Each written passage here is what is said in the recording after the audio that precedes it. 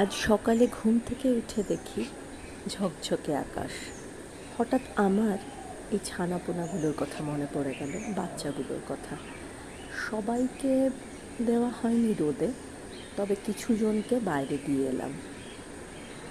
ওমা, এত সুন্দর লাগছে ওদেরকে দেখে, একদম ঝকঝক করছে। এগুলো অনেক ছোট ছিল জানেন।